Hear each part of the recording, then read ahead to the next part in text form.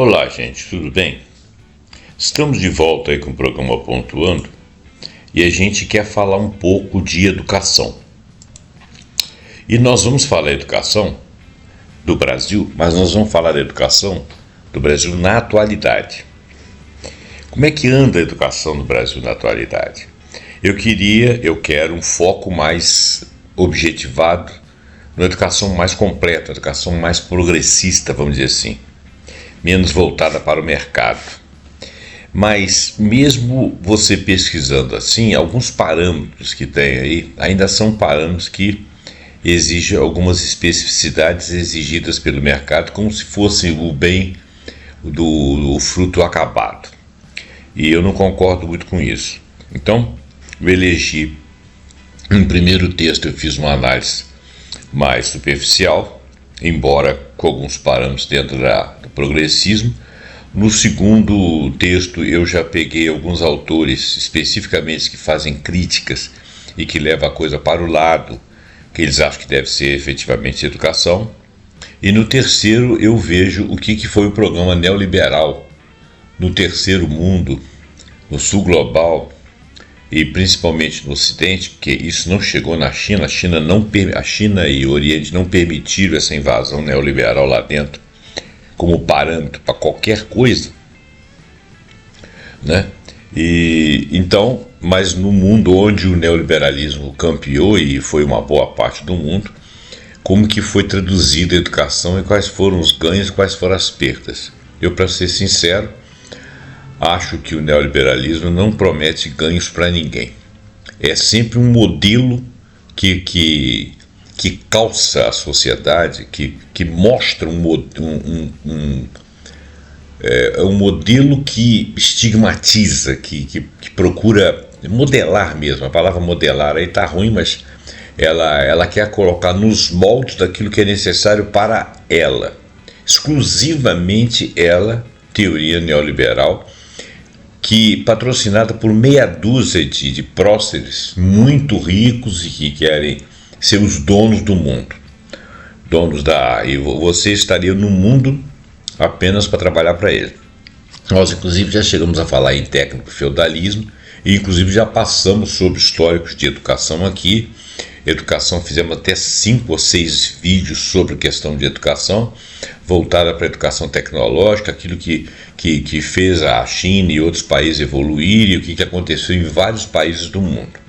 Bom, mas agora nós estamos falando mais especificamente da educação que faz o indivíduo estar acordado no mundo, que faz o indivíduo não observar apenas a questão técnica, a questão do entendimento das coisas, mas principalmente de conceber e projetar o mundo e participar da confecção do futuro.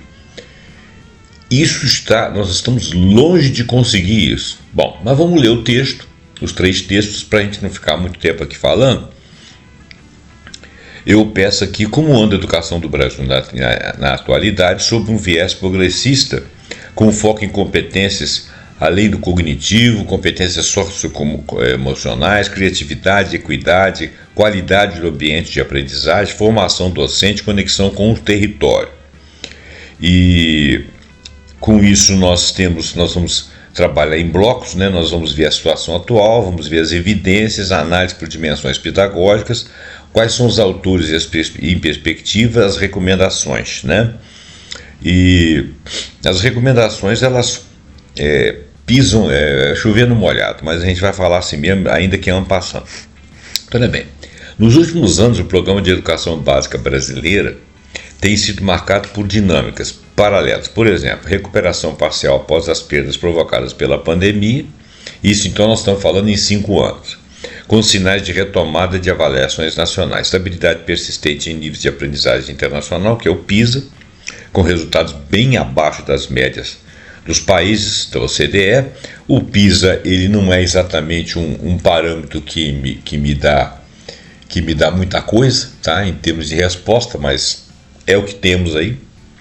Fortes desigualdades regionais sociais que continuam a moldar o acesso, a permanência e os resultados, e ao mesmo tempo existem avanços normativos e de discursos sobre educação integral, competências socioemocionais, existe sim desenvolvimento de habilidades para o século XXI, a Base Nacional Comum Curricular, o BNCC, o novo ensino médio, que eles pensam ser a base de desenvolvimento de habilidades para o século XXI. Resta saber quais são as habilidades elencadas nisso aí. Então eu digo para você, como eu disse para você, alguns dos parâmetros que nós estamos avaliando são parâmetros dentro daquilo que se objetiva as questões mercadológicas, que são muito e principalmente imbuídas do modelo neoliberal, né? Então é difícil separar o trigo do joio aí. Essa análise ela tem que ser pormenorizada. Embora a minha pesquisa aqui tenha sido no âmbito do progressismo, ela trabalha com os parâmetros que são elencados. A gente não tem nenhum outro parâmetro que elenque outras qualificações, fica assim com isso mesmo. Então tem que ser uma coisa mais bem feita, mais bem avaliada. E não é fácil, porque você não tem números, você não está dentro de sala de aula. O Brasil é um país continental, um país de desigualdades regionais, um país de desigualdades de estratos sociais. Então, em cada região tem as suas desigualdades, tem desigualdade de região para região, tem maneiras de ver e ser e de estar diferentemente. É muito difícil fazer essas análises, mas a gente tem alguns parâmetros, né? Então, a implementação das práticas dessas habilidades é desigual entre redes e municípios, né? Evidências quantitativas. O PISA, que é uma referência da OECD, desculpa. Desempenho internacional em 15 anos.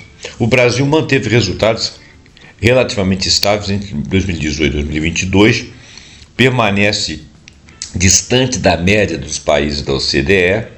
O PISA 2022, o país pontuou cerca de 379 em matemática, 410 de leitura, 403 de ciências, bem abaixo das médias, que são 472, 476, 485.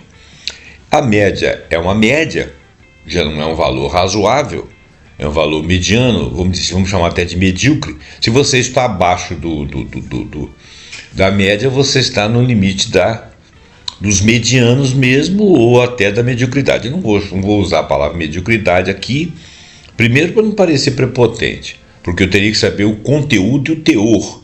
E se essa avaliação PISA, olhada pelos profissionais da área, se ela realmente realça alguma coisa, né? Então, vamos dizer aí que o GPS da educação da OCDE deixou esse parâmetro aí e disse isso para nós.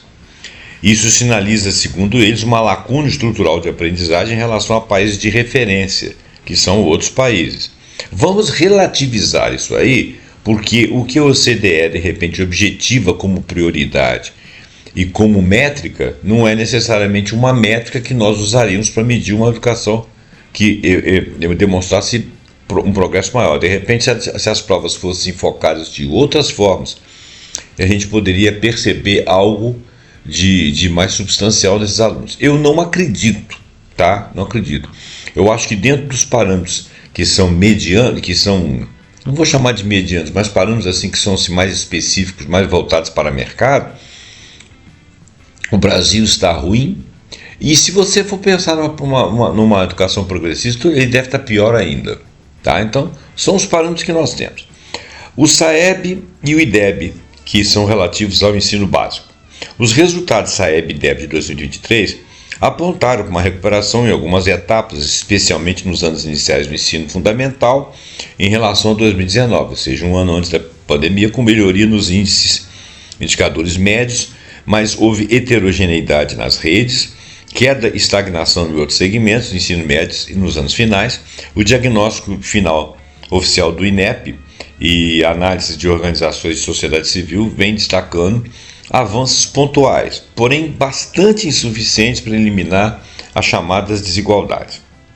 O censo escolar do INEP 2024, mais ou menos um pouco superficial, mostram melhora na formação dos docentes em áreas específicas, mas mostram diferenças regionais persistentes. Percentuais de disciplinas ministradas por professores com licenciatura na mesma área variam muito entre regiões. Por exemplo, percentuais muito baixos no Norte e Nordeste nos anos finais do fundamental. Há também desafios em infraestrutura, jornada de trabalho e composição de corpo docente. Inclusive, uma novidade aí é que estão faltando professores, ou faltando professores até as pessoas estão desestimuladas de fazerem licenciaturas para se formarem professores. Esse é um dado que mostra por que no final aí do ensino fundamental e algo do ensino médio não se teve professores de algumas regiões do Brasil. Impacto da Covid e recuperação. Olha, é claro que nós estamos falando de um projeto de educação que parece que não existe.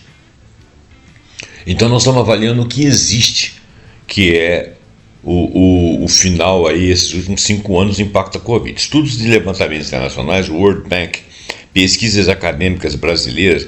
Veja bem, esses critérios do OCDE, critérios da World Bank, do FMI, de outros organismos internacionais em relativos à nossa educação, eu acho assim que não tô querendo ser mais realista que o rei, nem achar que eu estou com a razão.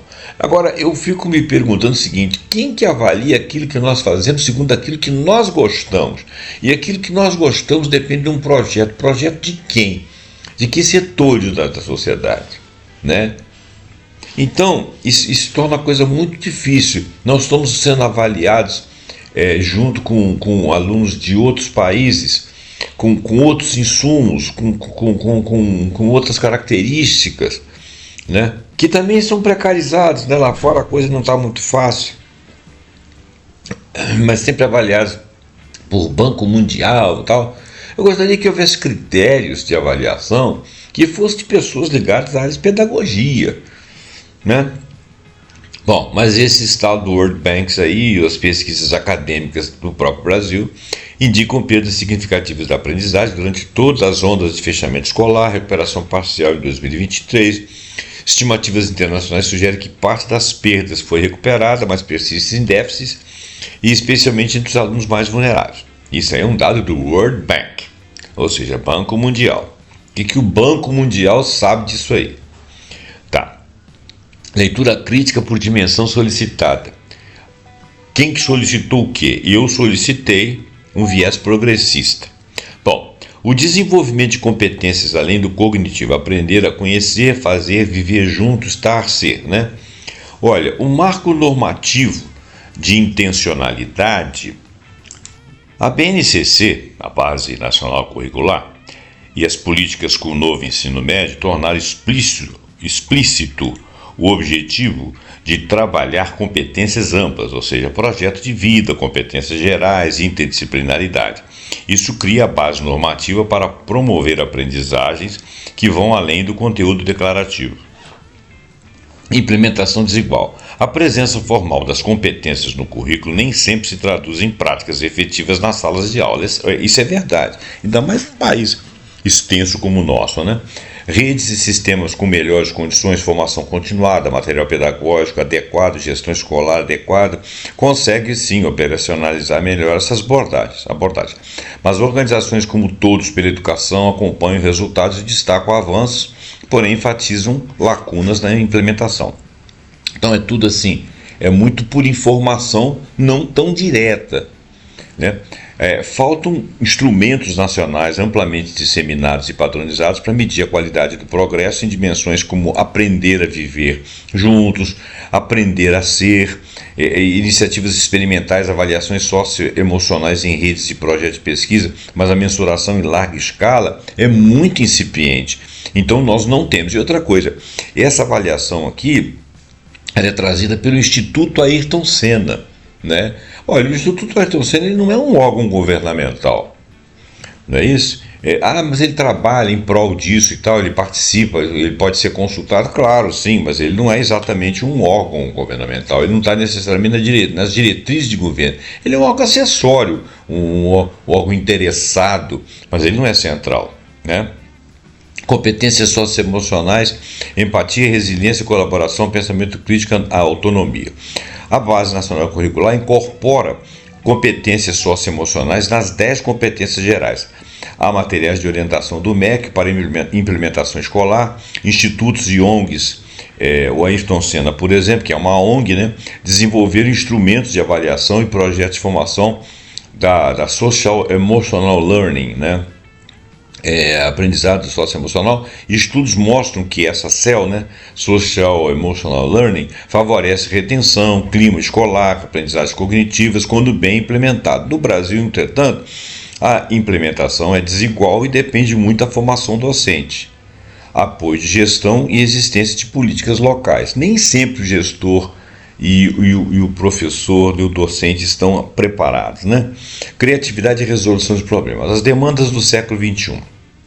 Especialistas e articuladores de políticas, por exemplo, Cláudia Constin, em entrevistas e textos que a gente destaca por aí, eles trazem que a necessidade de incorporar metodologias ativas, sala invertida, aprendizagem por projetos, resolução colaborativa de problemas para promover a criatividade e inovação. Redes que adotam essas práticas com formação docente e materiais têm relatos efetivos de ganho, engajamento em competências, resolução e tal. Contudo, é difícil generalizar, não podemos, existe uma escassez de recursos, mas principalmente existe escassez de informação.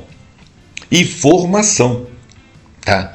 Nós não sabemos o quanto está, há quantas anda a formação e a informação a respeito disso e os recursos disponíveis. Então, existe equidade, inclusão, acesso, permanência, redução de desigualdade, educação inclusiva? Olha, indicadores nacionais e PISA mostram que fatores socioeconômicos, região e tipo de rede privada versus rede pública continuam a explicar grande parte da variação no desempenho. Programas de assistência como bolsas, merenda, transporte são cruciais, mas insuficientes em qualidade pedagógica e atuação territorial integrada. Ou seja, persiste, de certa forma, a desigualdade. A inclusão, avanços normativos, leis, diretrizes para educação especial e inclusão existem, mas a efetivação enfrenta problemas na formação dos professores, recursos de acessibilidade. A participação da comunidade e da família é decisiva para reduzir a evasão e construir escolas mais inclusivas. Mas, se a família for necessitada, você não consegue impedir a evasão. Qualidade do ambiente de aprendizagem. Existe formação docente? Olha, o censo mostra percentuais crescentes de professores com formação superior, mas há debate sobre a qualidade dessa formação inicial. Expansão de cursos EAD, qualidade variável nesse setor. Especialistas apontam a necessidade de formação continuada. O professor não pode pegar o diploma por debaixo do braço e ficar o resto da vida com aquilo dando aula. Ele tem que continuar se especializando, melhorando, trabalhando, porque as coisas vão mudando. Quantos conseguem isso? Quantos têm tempo para isso? Quantos têm, às vezes, salários para poder fazer cursos e tempo para poder ser presencial ou ainda que seja EAD, né? Carreira docente atrativa não é atrativa, muito dificilmente é atrativa. Condições de trabalho que valorizam a docência como profissão, isso é uma necessidade do país, nós temos isso. Cláudia Constin, entre outras pessoas, destaca que melhorar a formação e valorizar o professor é a condição central para o avanço. Então, você só pode falar de formação docente e requisitá-la e questioná-la se você estiver dando oportunidade que socorra. Gestão em ambiente escolar. Há evidências que as escolas com gestão democrática, formação continuada e projetos de educação integral apresentam melhores indicadores de engajamento, de aprendizagem. Entretanto, a capacidade de gestão varia muito entre as redes, né? Conexão com território e comunidade, educação integral e territorialidade. Autores de pesquisas, por exemplo, Miguel Arroyo, entre outros, defendem a pluralidade e a gestão democrática como forma de conectar a escola ao território e à cultura local. Projetos que envolvem a comunidade, movimentos sociais e saberes locais ajudam a tornar o currículo relevante e a reduzir a evasão. A extensão dessa abordagem ainda é limitada, dependendo das políticas locais da participação social. Quais atores, pedagogos, sociólogos, políticos, ensaístas, que têm capacidade de nos dar alguma perspectiva? Bom, o Paulo Freire ele é uma referência incontornável para uma pedagogia crítica e dialógica que prioriza a formação humana e a emancipação, base conceitual para muitas propostas progressistas, mas ele não é exatamente adotado no Brasil. Engraçado que ele é adotado lá na Suécia, em outros países. Sua obra influencia, com certeza, com ênfase a educação como prática de liberdade e participação. Agora, o Demerval Saviani, Ele tem uma obra sobre concepções pedagógicas do Brasil, e ele faz a defesa da pedagogia histórico-crítica, útil para entender as disputas curriculares e a ideia de educação ligada à transformação social. Ele tem sido um importante parâmetro, a obra dele tem sido paramizada para estudos e sequências. O Arroio também, Miguel Arroio, é um defensor da educação integral, da ligação entre escola e movimentos populares, importante voz sobre território e gestão democrática, é levada em consideração. A Cláudia Constin, que é uma articuladora de políticas públicas e inovação educacional, enfatiza a formação docente, mudança metodológica, maior ênfase em competências e tecnologias educacionais, traz um olhar pragmático sobre a forma de implementação. E as organizações e redes, que são alguns articulistas, todos pela educação, dentro do Ayrton Senna, da Unesco, OCDE, World Bank, que têm sido referências de dados, monitoramento e propostas práticas, avaliações, relatórios, guias de implementação, que são a nossa base de atores em perspectivas, os players, né? Sendo que o Paulo Freire não é exatamente um player, né? O Demerval Saviani, Miguel Arroio e a Cláudia Constin são realmente pessoas que são levadas em consideração, e essas organizações aqui que funcionam como base para a gente ter dados. Muito bem. Interpretação crítica, né? Desigualdade estrutural. Quais são os desafios? Olha, condições socioeconômicas e distribuição regional continuam a ser determinantes para desempenho. Políticas redistributivas e investimentos focalizados são necessários. Quer dizer, nós estamos chovendo no molhado, olha só. Implementação de competências socioemocionais integradas. Os nomes são lindos, né? Há intenção normativa, mas existem lacunas na forma de medir a formação docente, e isso dificulta a transformação posterior. Como é que nós vamos fazer práticas rotineiras de transformação se nós temos lacunas na mensuração da formação dos professores? Valorização docente, expansão quantitativa da formação sem garantia de qualidade e ausência de políticas robustas de carreira vão fragilizar a profissão. Quer dizer, chovendo no molhado. Se você só pode medir a formação do professor se você investiu nisso. Recuperação desigual pós-pandemia. A recuperação parcial da aprendizagem esconde diferenças. Alunos de camadas vulneráveis foram os que menos se recuperaram, isso era de se esperar, né? Oportunidades.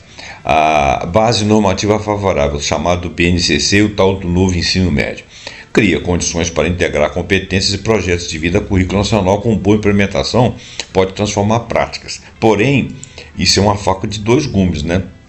O que está lá dentro do ensino médio, novo ensino médio? O que está dentro da base curricular nacional? É bom, é razoável, é progresso educacional ou é voltado para o mercado, né? Como é que é a avaliação disso? Emergência de práticas pedagógicas inovadoras, metodologias ativas, educação integral, o CEL, né? A avaliação formativa, aprendizagem baseada em projetos e uso pedagógico de tecnologia tem casos de sucessos replicáveis, né? Esse dado aqui são alguns dados do Instituto de Estudos Avançados da USP, então é uma coisa mais confiável. Atenção internacional e financiamento técnico. Organismos multilaterais e redes de pesquisa trazem dados e programas para auxiliar a recuperação e requalificação profissional. Isso é um dado do World Bank, Banco Mundial. Recomendações práticas, políticas públicas e escolares, foco progressista. Veja bem, investir fortemente na formação contínua dos professores. Já sabemos disso. Implementar avaliações de competências socioemocionais e projetos pilotos escaláveis, política de compensações focalizadas, ou seja, tutoria, aulas de reforço, programas de verão, monitoramento individualizado. Isso tudo são parâmetros associados a valores mensuráveis, né?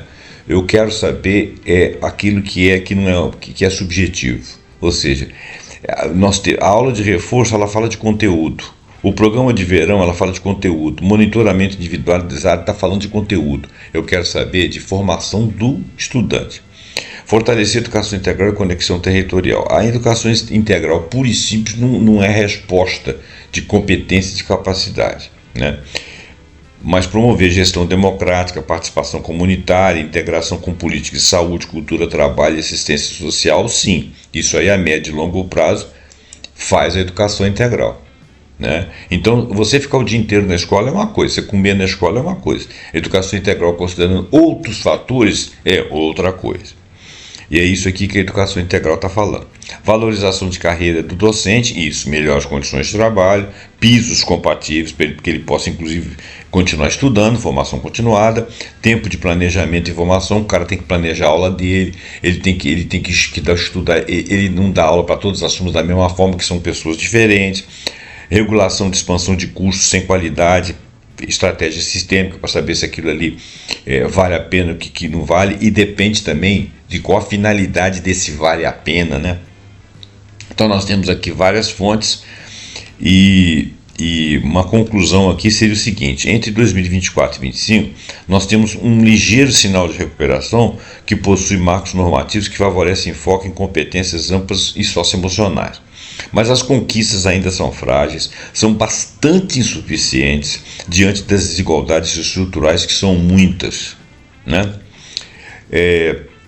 Agora, quem são os articulistas aí que pensam criticamente a educação brasileira? O Pedro Demo é um sociólogo e pesquisador com uma obra extensa, com mais de 100 livros. Ele é reconhecido como um dos principais críticos da educação brasileira contemporânea, porque ele questiona práticas educacionais dominantes, né? E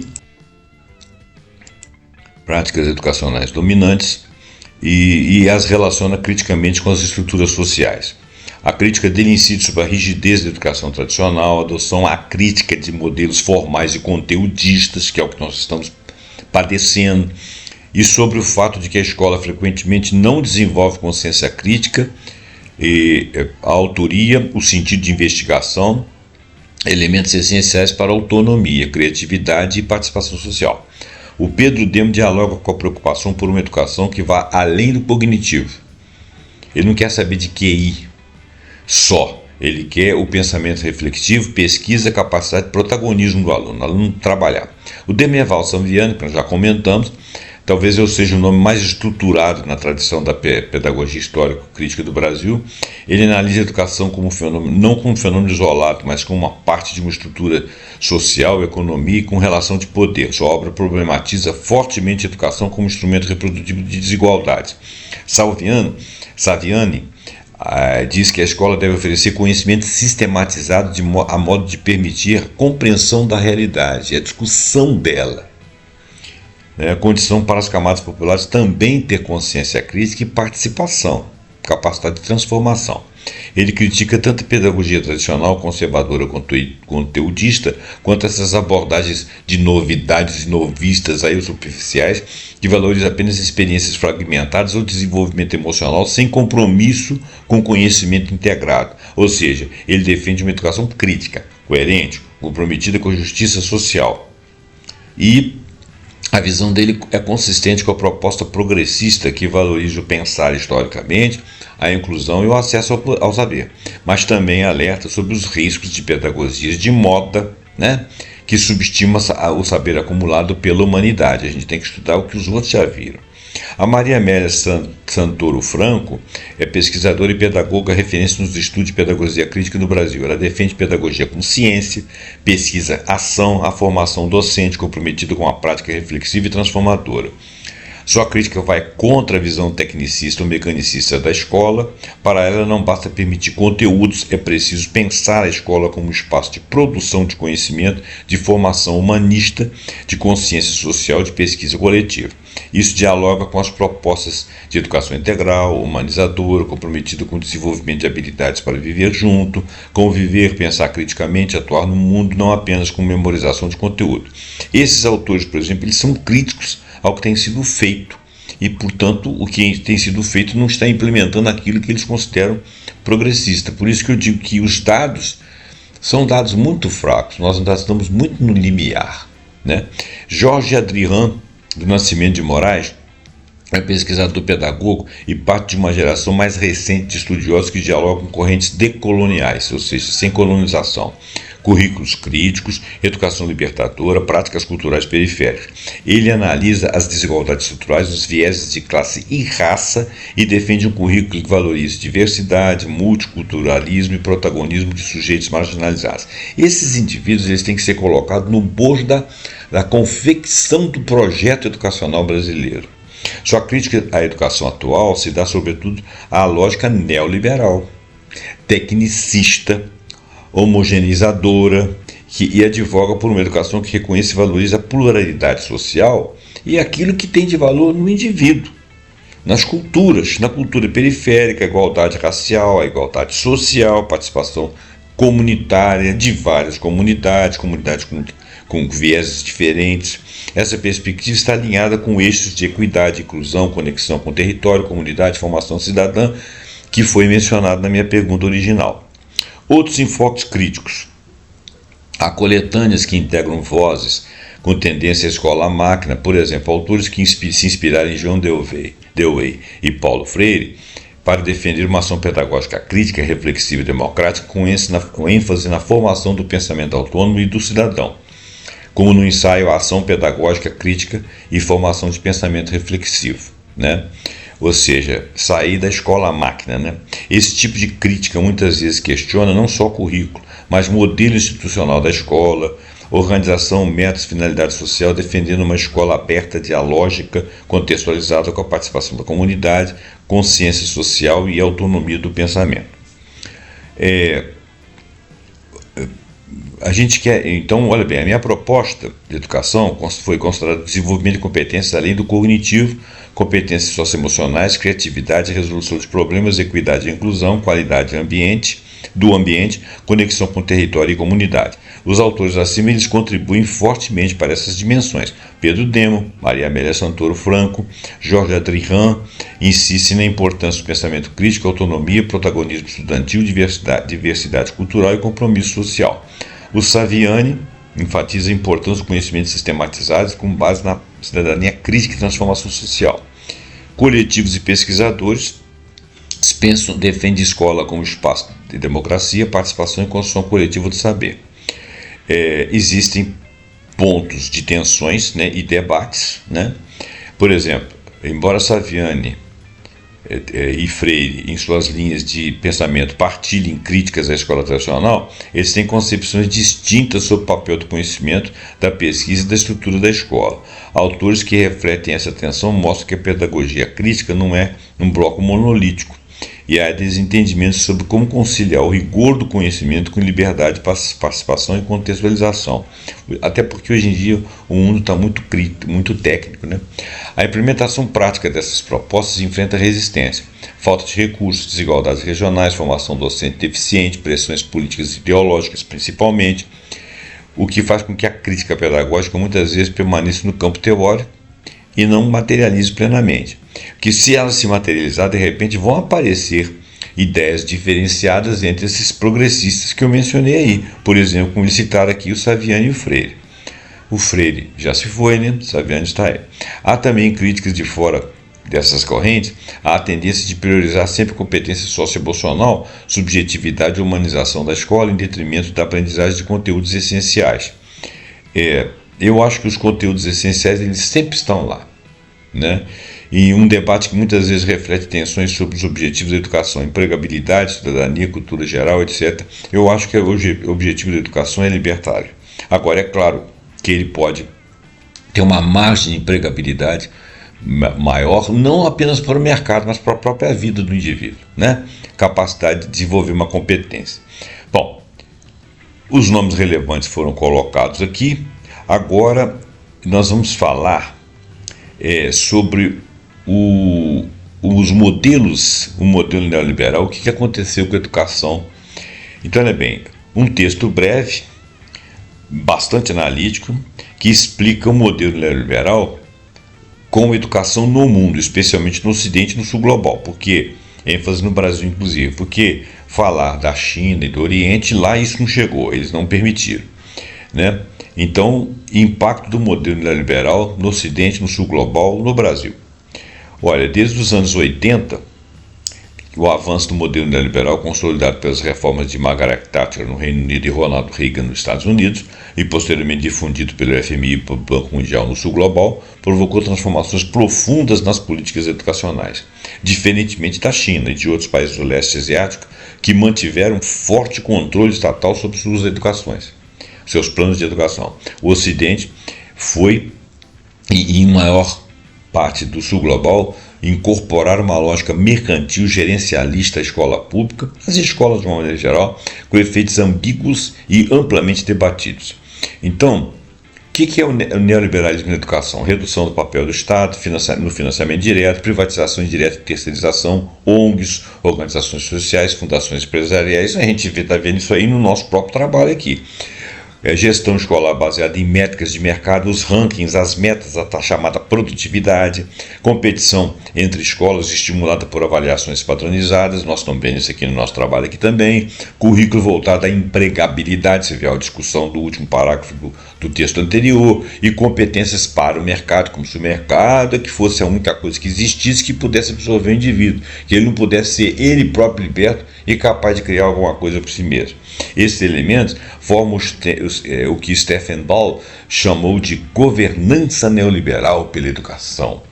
Uma grande porcaria, né? Efeitos no Ocidente, Estados Unidos. A partir do relatório A Nation at Risk, de 1983, a educação passou a ser vista como um problema de produtividade nacional. No programa No Child Left Behind, ou seja, nenhuma criança ficará para trás, palavras lindas, né? Que consolidou a avaliação de larga escala, responsabilização docente e fechamento de escolas consideradas ineficientes, como se fossem fábricas, né? Crescimento explosivo dos charter schools, que são as escolas públicas sob gestão privada. Estudos vêm mostrando resultados heterogêneos. Algumas até melhoraram desempenho, outras ampliaram a desigualdade. No Reino Unido, privatização direta através dos academies e da Free Schools, padronização curricular e vigilância de desempenho via Ofsted, que é uma organização. Críticos apontam segregação escolar, estresse docente, burocratização e efeitos gerais no Ocidente neoliberal. Houve um profundo enfraquecimento de formação crítica, currículos muito utilitaristas, aumento de competitividade em escolas, maior desigualdade territorial, bairros ricos produziam melhores escolas, bairros pobres produziam quase nada, expansão de indústria educacional privada, editoras, plataformas, consultorias, tudo para ganhar dinheiro, e o aluno deixou de ser educando para ser consumidor.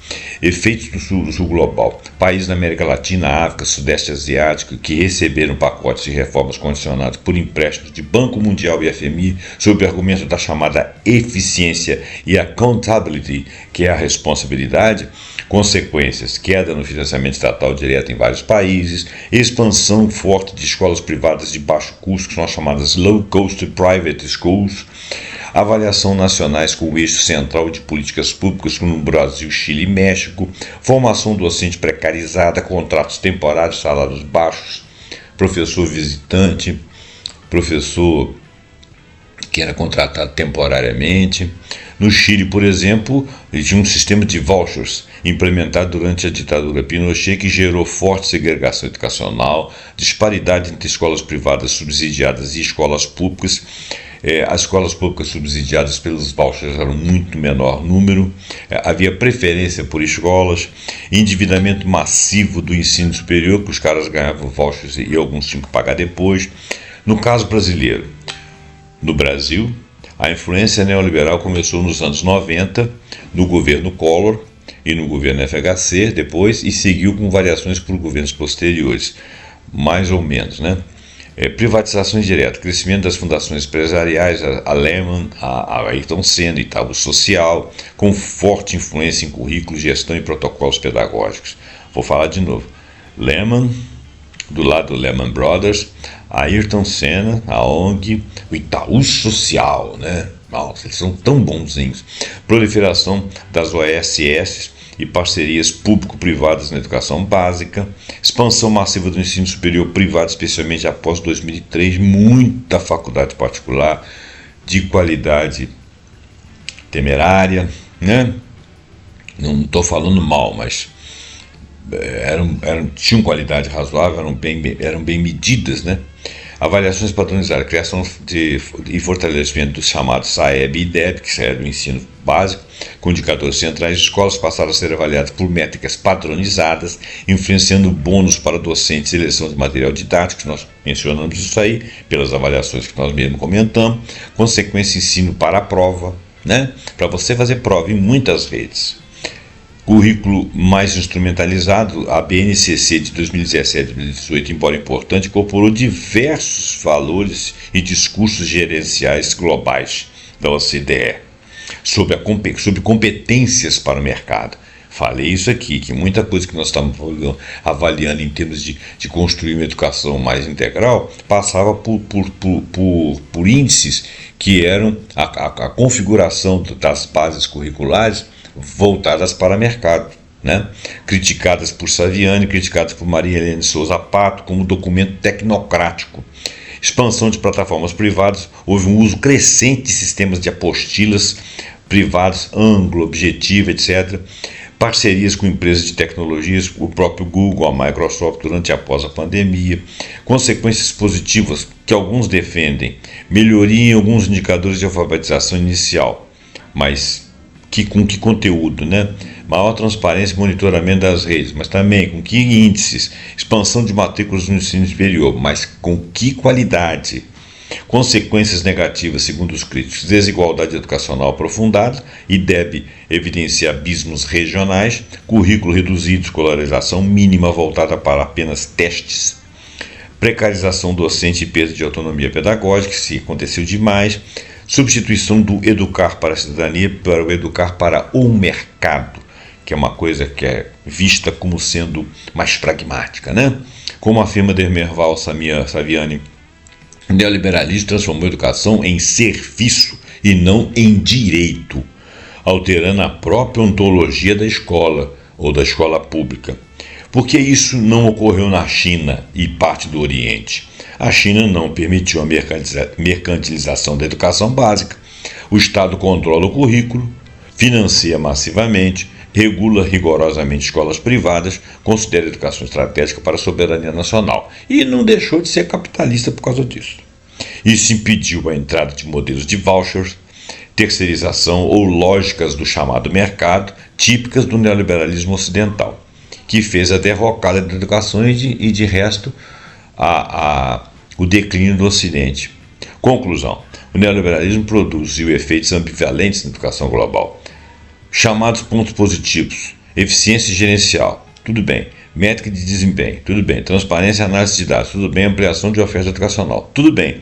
Só com que qualidade essa gerência, sobre que parâmetros as métricas que são métricas que medem o que dentro da educação, e a transparência e eficiência de dados, para análise de dados, para que lógica?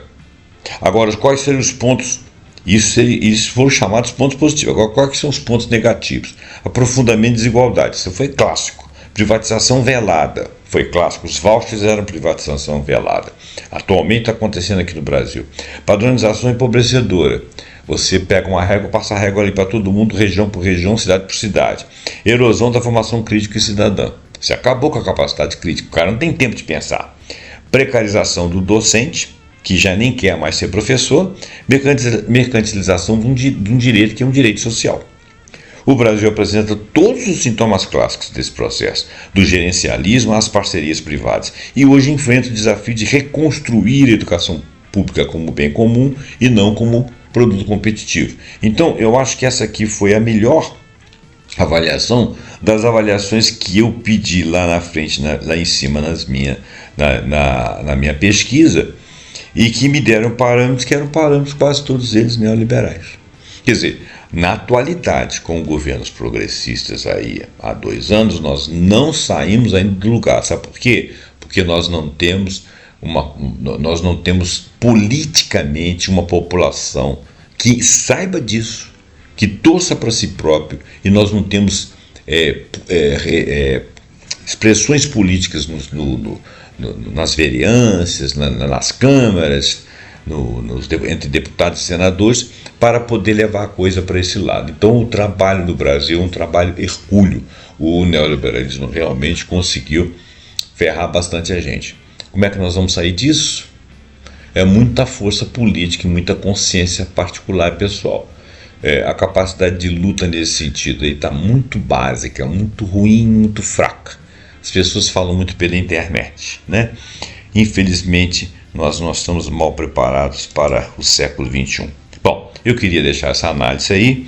Não gosto de ser pessimista, mas infelizmente essa mensagem que eu deixei aí pela minha análise não é pessimista, pela análise de terceiros também é pessimista, mas considere aí o que você pensa, veja o que você acha, quais são as saídas, se você tiver notícias boas, notícias novas, que contraria alguma coisa que eu disse ou que eu li aqui, que seja minha opinião ou não, minha opinião não é importante, né?